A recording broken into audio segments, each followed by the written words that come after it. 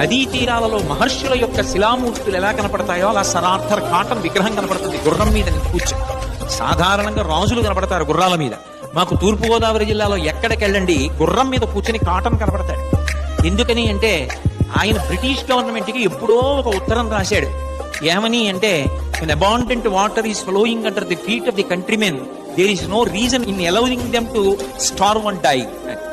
అవతల వైపు నుంచి జవాబు రాశారు, అయితే నువ్వు ఆనకట్ట కట్టి నీటిని నిలువ చేసి కొన్ని వేల ఎకరములు సాగు కావడానికి కారణము కాగలవా?